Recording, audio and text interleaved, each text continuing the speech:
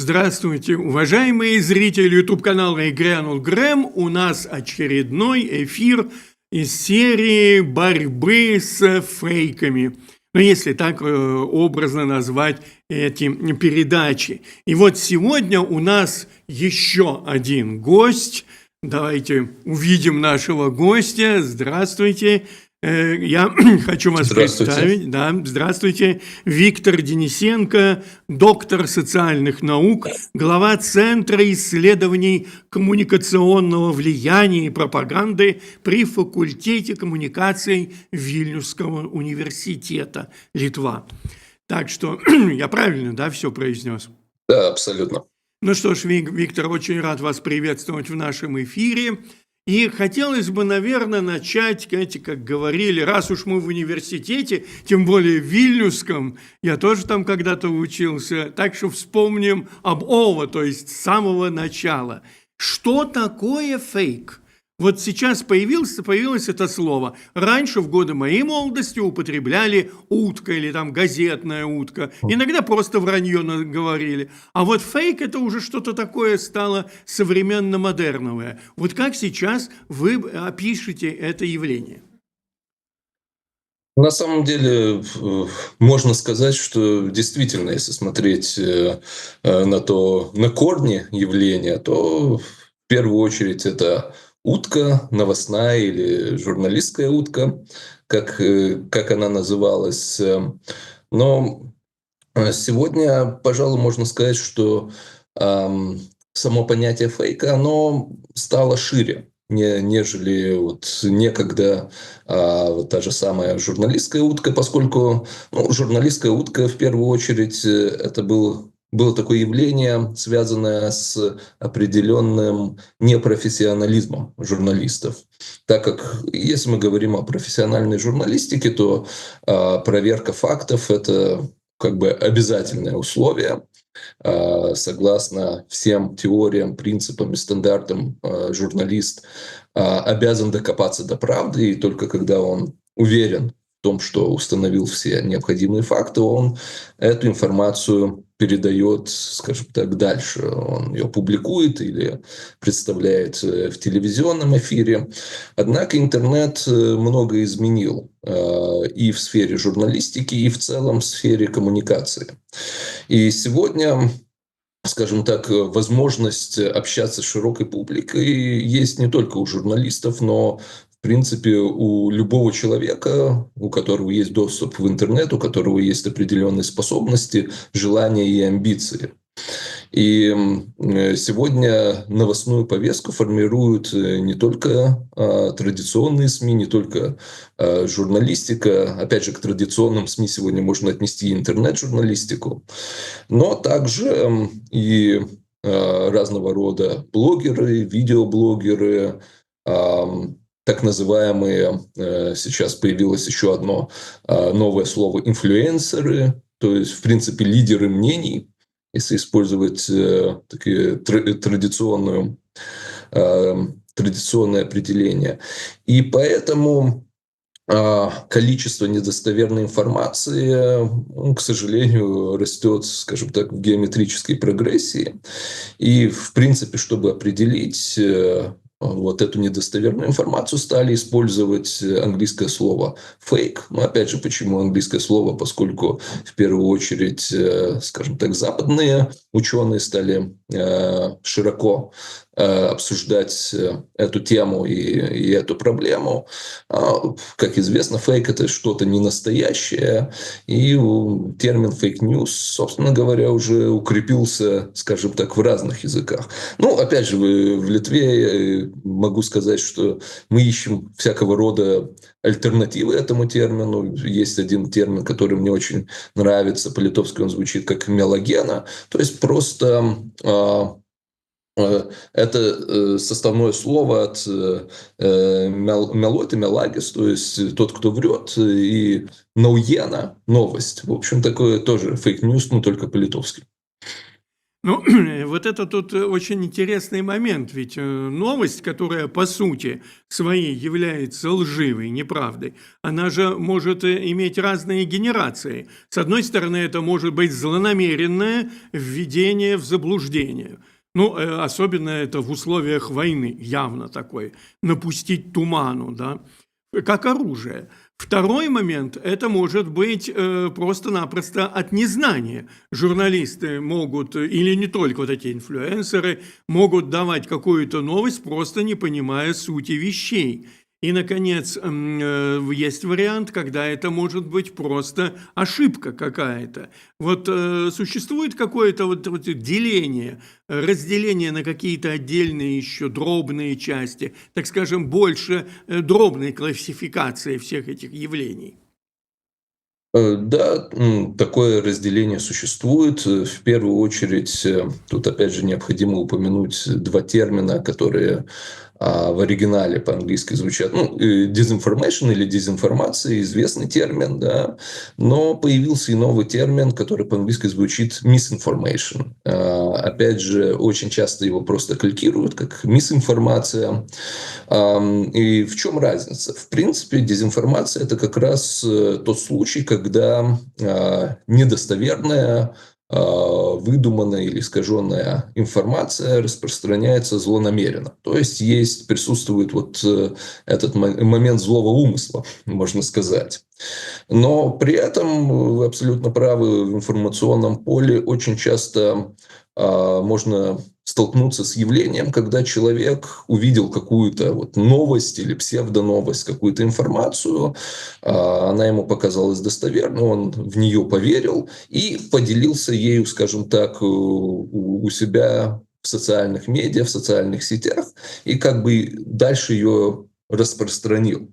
И в таком случае используется термин именно мисинформация или misinformation по-английски, указывая на то, что злого умысла не было. В принципе, человек просто не понял. Он был уверен, что он делится достоверной информацией со своими знакомыми, друзьями, последователями в сети. И как бы основным отличием является именно интенция. Да? Когда мы говорим о том, что кто-то специально, целенаправленно распространяет фейки, это дезинформация, а если человек просто был не способен, скажем так, определить, установить факты, поверил какой-то недостоверной информации и распространять ее дальше, это также это негативное явление, конечно, мисинформация, но оно как бы указывает на то, что злого умысла не было. Человек не хотел никого, скажем так,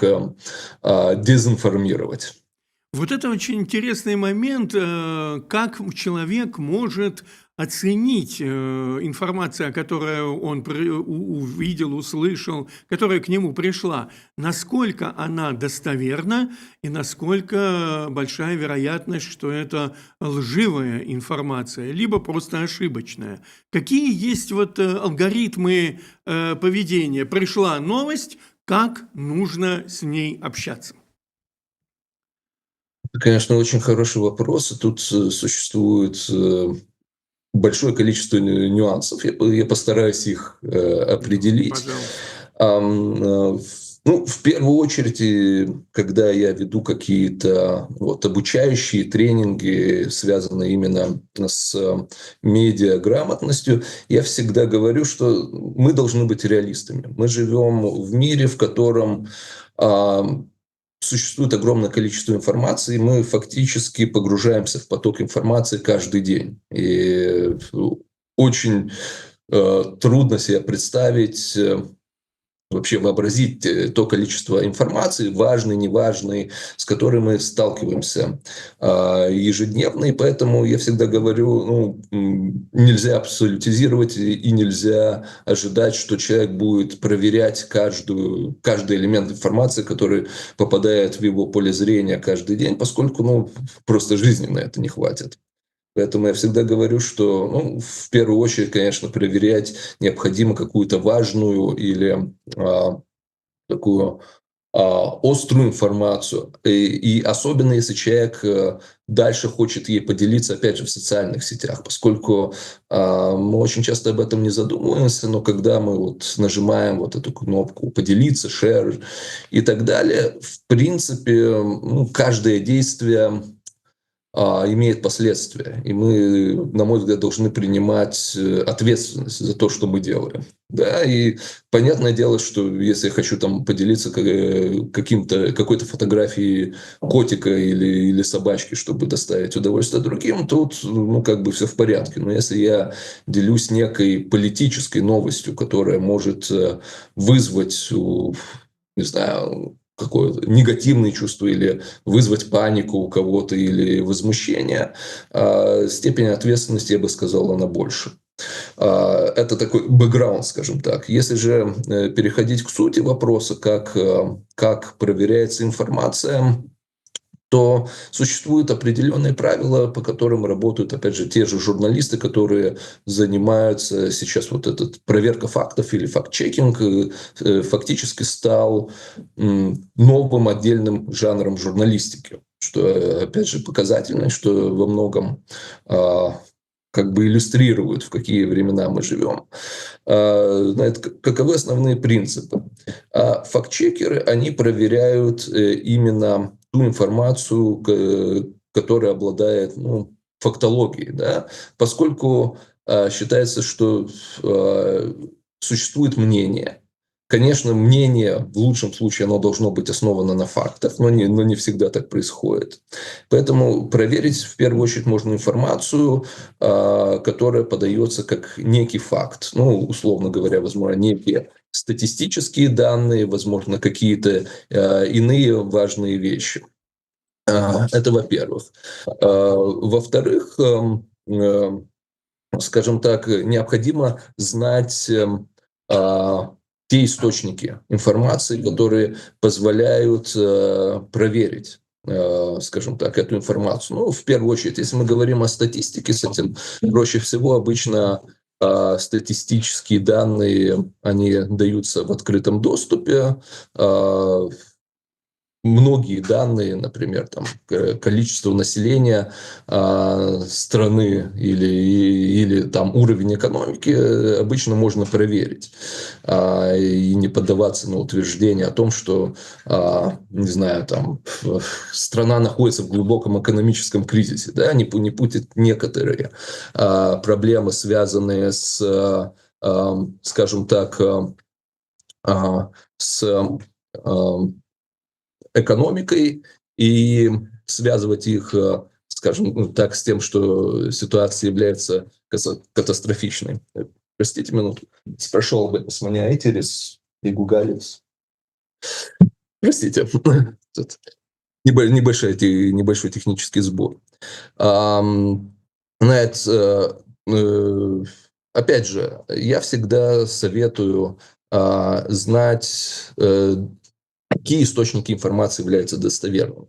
Я бы сказал, что, скажем так, средства массовой информации все еще и качественные, скажем так, известные качественные средства массовой информации, которые обладают крепкой репутацией, все еще являются, ну, скажем так, определенной путеводной звездой в этом вот хаосе информации и дезинформации, с которым нам приходится периодически сталкиваться.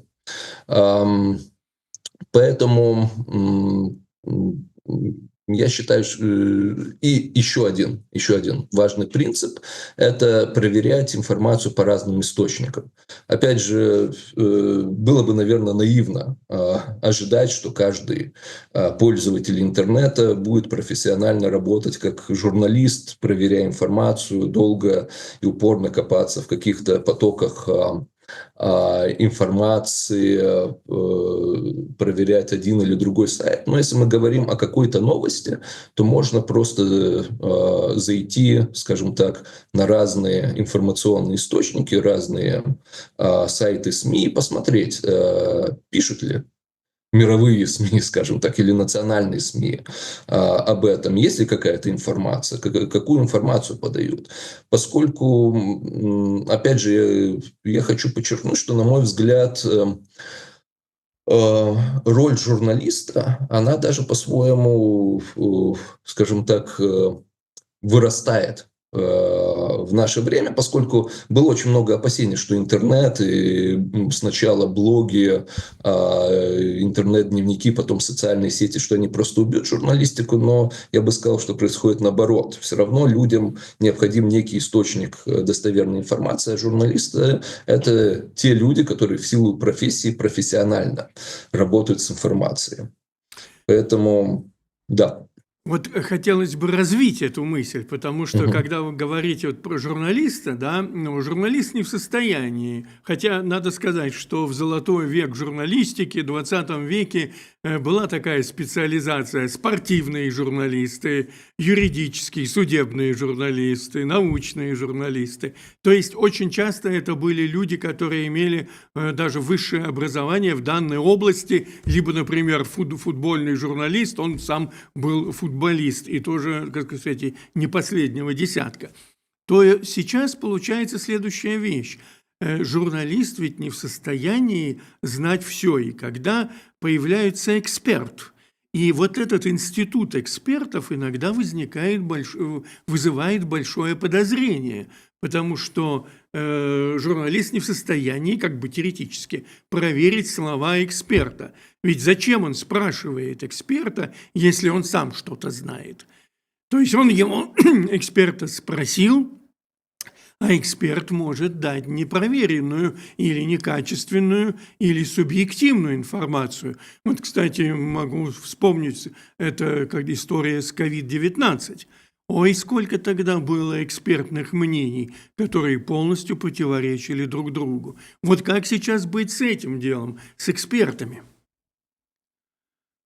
Ну, эксперты, так или иначе, они ну, существовали всегда. Но я имею в виду, если говорить про историю журналистики, все равно журналисты, скажем так, они всегда работают с источниками, да, и среди источников не только некие свидетели какого-то события, но также и эксперты. Возможно, в последнее время, опять же, роль экспертов тоже становится более заметной в силу того, что сами потоки информации, как я и упоминал, они становятся больше и шире. То, что вы говорили про специализацию журналистов, это не исчезло, это крайне важно, но я лично вижу, как происходит трансформация. Поскольку действительно, скажем так, интернет во многом повлиял на принципы журналистики. Интернет – это очень быстрая медиа, да, и люди в интернете ждут, что новости будут появляться молниеносно. Фактически вот сейчас что-то произошло, и буквально сразу есть какая-то информация в интернете или должна появиться, и это влияет и на работу журналистов. Скажем так, скорость, конечно, очень часто может повлиять на качество, поскольку если нет времени углубляться, если нет времени смотреть на события с разных точек зрения, то быстрее всего подать какой-то один угол. Да? Вот то, что мне из одного угла видно, то я и подаю. Это существует, и поэтому действительно все меньше и меньше журналистов, которых можно назвать, специалистами в какой-то определенной области. Все еще такие журналисты существуют. Я знаю таких журналистов в Литве, но их действительно намного меньше, чем было раньше. И поэтому, опять же, экспертное мнение, да, вы абсолютно верно заметили, что оно может быть и по-своему субъективным. Оно, опять же, бывает очень часто ограничено существующими исследованиями. Например, вы упомянули ситуацию пандемии коронавируса. Я бы сказал, что основная проблема была в том, что на тот момент еще не существовало исследований, связанных именно с этим вирусом. И поэтому очень многие эксперты говорили, исходя из общих положений, грубо говоря, как вирус работает. До сих пор, до конца, я бы сказал, так и неизвестно, как же он появился. Да? Две версии: либо перешагнул межвидовой барьер, либо сбежал из лаборатории. В США объявили, что сбежал в Китае из лаборатории, хотя, опять же, я читал материалы, в которых указывается, что это скорее такая политическая позиция. И, честно говоря, если бы меня сейчас спросили о происхождении вируса COVID-19, я честно сказал бы, что я не знаю. Существует две основных версии, и, на мой взгляд, ни одна из них еще не является доказанным. Но, опять же, я не специалист в этой области, поэтому мое мнение здесь не столь значимо. Я бы сказал так, что и в случае с экспертами, я думаю, крайне важно сохранять вот этот стандарт журналистики, когда какой-то материал, он должен быть основан не на одном источнике, если это возможно. И те же дискуссии среди экспертов или непрямые дискуссии, когда спрашивают мнение одного эксперта, потом журналист спрашивает мнение другого, и, возможно, то, что они сказали, немного противоречит одно другому, показывает и разные взгляды, и, возможно, показывает, что некая тема, некий объект не является областью консенсуса, что публике тоже важно знать. Вот это тоже, мне кажется, интересно, потому что если тот же журналист, не располагая нужным массивом информации, говорит об этом, о том, что он не специалист или получили сокращенный объем информации, то есть указывает на лимитирующие, на ограничения своей информации, это у пользователей информации должно вызывать большее доверие. Как ни странно, человек, который говорит «я не знаю», вот именно этих вещей, он более достоверен, чем тот, который готов знать все, отвечать на любой вопрос, хотя на самом деле это может быть чистой воды фантазия. Так ведь? Я с этим согласен, особенно мы это видим в контексте, скажем так, войны России против Украины, поскольку качественные СМИ, я очень часто замечал, что в конце одного или другого журналистского материала есть такая приписка, что в условиях войны проверить определенные факты просто невозможно. И это такое, я бы сказал, со стороны средств массовой информации очень честное отношение к своей публике, когда ты говоришь, что мы собрали ту информацию, которую смогли, она является такой и такой, но мы предупреждаем, что да, возможны ошибки, и не все факты нам удалось проверить. Это, опять же... Вы знаете, очень интересно. Вы упомянули слово «проверить», и я подумал, что слово «проверить», оно сочетается со словом «вера». Насколько мы верим, склонны верить той или иной информации? Ведь действительно получается, что оказано, что человек склонен верить той информации, которая близка его мировоззрению, мироощущению, личному опыту, как иначе. И отсюда появляются вот эти информационные пузыри. Вот как вы изучаете вот этот вопрос информационных пузырей? Что с нами делать? Мы же все атомизируемся, сидим вот по этим пузырям, а вот этого межпузырного обмена вроде бы и нет, и все хуже и хуже. Как быть? Как быть? Если бы у меня был ответ на вопрос, как быть, то, возможно, завтра меня бы ждала Нобелевская премия. Не знаю, только в области мира или литературы, или еще чего-то. Но это крайне важный вопрос, поскольку то, что вы упомянули, опять же, связано с оценкой, чем является, грубо говоря, чем на сегодняшний день является интернет. И на заре интернета, когда он появился, была такая, скажем так, представлялось, что он станет такой объединяющей силой, что мы будем жить в мире глобальной информации, общий, и у нас будет сильный общий дискурс. На самом деле, на сегодняшний день мы видим, что интернет, он действительно атомизирует людей, поскольку каждый, в этом огромном поле информации каждый может найти то, что ему интересно, и это не обязательно совпадает с интересами других людей. Да? Кто-то может сказать: я не интересуюсь политикой, я вот буду, не знаю, смотреть видео про рыбалку, поскольку мне это интересно, да? И больше ничего мне не надо. Опять же, вопрос веры, который вы затронули, он крайне важен. И я в данном контексте хочу упомянуть такой термин. 8 лет назад, уже почти 9, в конце 2016 года Оксфордский словарь словом года выбрал слово post-truth, то есть как бы ситуация постправды, да, ситуация постправды. Если посмотреть в определение этой ситуации постправды, там есть очень интересный момент. И постправда определяется как состояние или ситуация, когда вот именно личные убеждения, они сильнее фактов. То есть даже если человеку, грубо говоря, говорят: смотри, вот такой факт, это и это факт, вот оно доказано так и так, человек не обязательно поменяет свое мнение, поскольку вот это внутреннее, вот во что я верю, оно становится сильнее фактов. И это как бы констатация вот такого состояния. И что с этим делать, наверное, никто еще не нашел ответа. Да.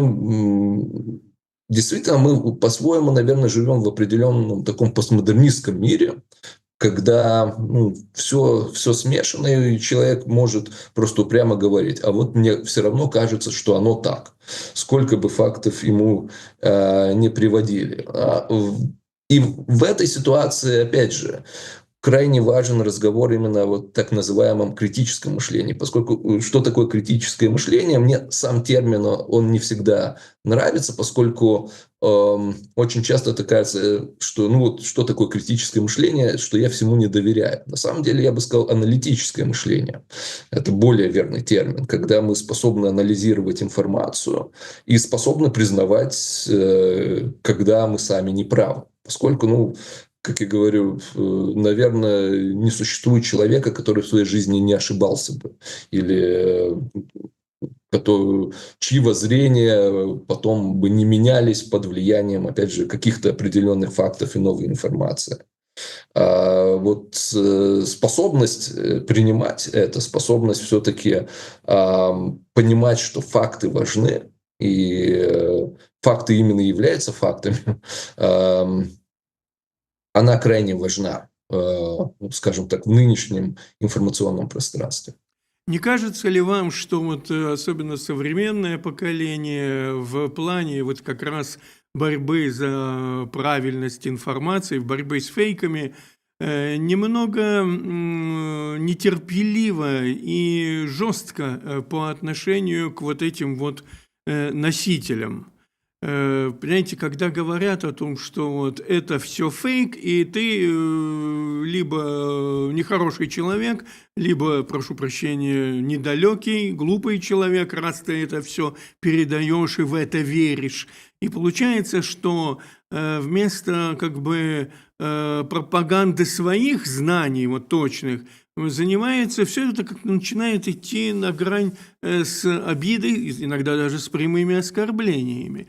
Как вы думаете, вот эта вот технология или методика объяснения своей позиции и убеждения, это требуется сейчас обучение людей этому искусству? Любое искусство важно. Можно так пошутить. Я бы сказал так. Действительно, определенная проблема существует, да, поскольку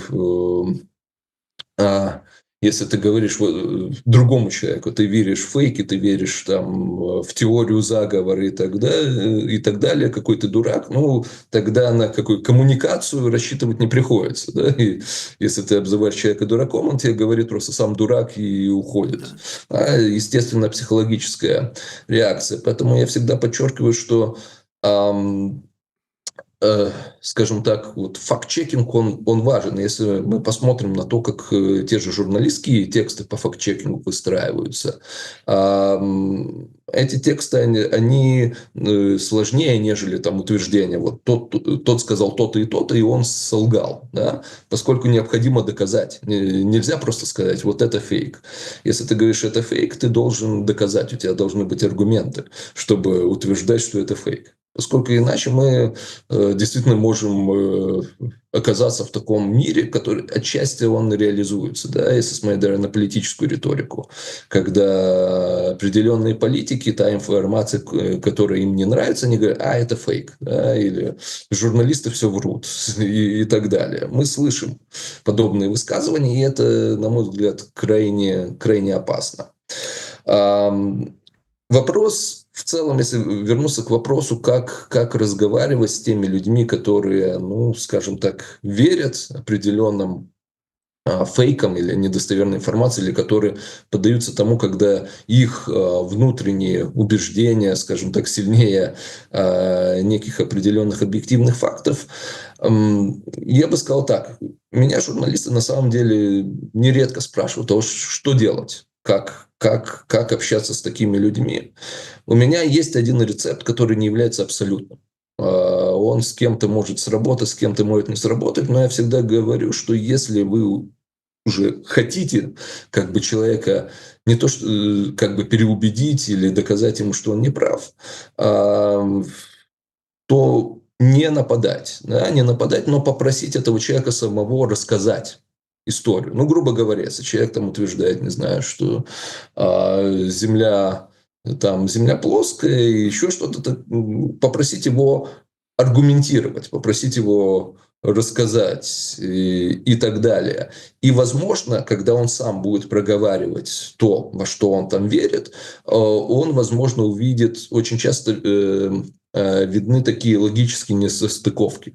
И главное, чтобы человек сам за это зацепился. Может, он увидит. Не факт, да? Но попытаться можно. В завершение нашей беседы хотелось бы задать тебе вопрос крайне актуальный. Да, практически последние годы ведущие социальные сети проводили определенную политику борьбы с этими фейками, как бы сами внутри себя. В последнее время стали говорить, что это ограничение, в том числе ограничение свободы слова, и, скорее всего, уже теперь такого контроля не будет. Вот с вашей точки зрения, какое направление все-таки наиболее оптимальное для развития нашего социума? Потому что, с одной стороны, ограничение свободы плохо, но с другой стороны, есть опасность, что мы просто потонем в этом потоке и фейков, и просто обыкновенной глупости. Все вместе. Вот как вы видите со своей позиции? Ну, я бы, наверное, опять же, одна из тех тем, о которых приходится говорить, и я очень часто повторяю, что всегда надо иметь в виду, что свобода слова не является анархией слова. Да? Все-таки мы должны, на мой взгляд, разделять понятие свободы и анархии. И если кто-то говорит, что все дозволено, когда все дозволено, это анархия. Свобода все равно, она зиждется на определенных правилах. Да? Моя свобода не должна ущемлять свободу другого человека. Грубо говоря. Поэтому, но, к сожалению, очень часто в этой теме действительно манипулируется самой свободой слова. И когда мы пытаемся ограничить, не знаю, доступ к определенной недостоверной информации, противная сторона может говорить, почему вы ущемляете свободу слова? Каков рецепт?